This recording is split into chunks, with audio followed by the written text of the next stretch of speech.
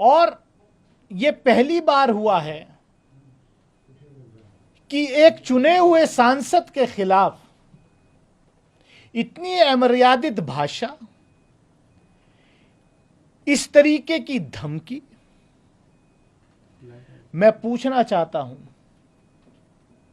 क्या आरएसएस की शाखाओं में, क्या प्रधानमंत्री नरेंद्र मोदी जी के नए भारत की प्रयोगशाला में कैडर को यही पढ़ाया जाता है?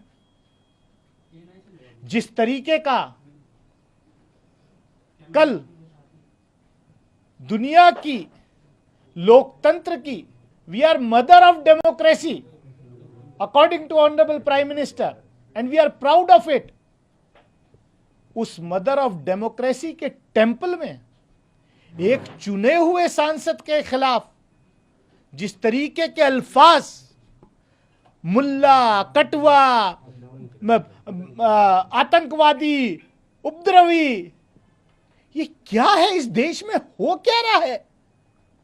ये हो क्या रहा है? रूह भी कांप जाती है वो अल्फाज सुन के। मैं रात भर सो नहीं पाया, दिमाग की नस फटने को तैयार थी है मेरी। मैं इंतजार कर रहा हूं कि मैं करूं तो करूं क्या,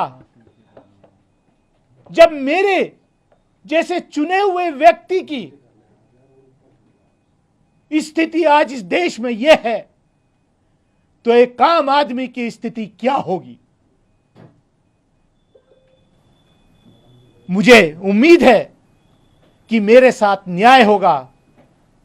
आदरणीय स्पीकर साहब कार्रवाई करेंगे, नहीं तो मैं भरे मन से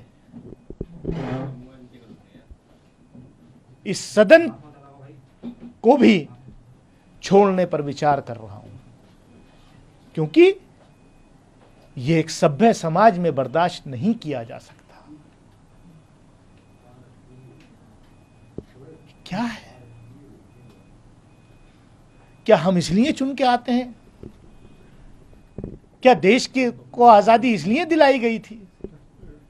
क्या हमारे पुरखों ने कुर्बानियां इसलिए दी थी इस देश की आजादी के लिए कि जब हमारे प्रतिनिधि चुन करके जाएंगे तो उनको यह सुनने को मिलेगा?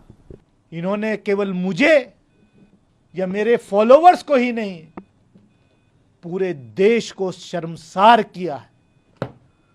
पूरे देश की आत्मा को शर्मसार करने का काम किया है। अब बस देखना इतना है कि रमेश विदुड़ी जी के खिलाफ,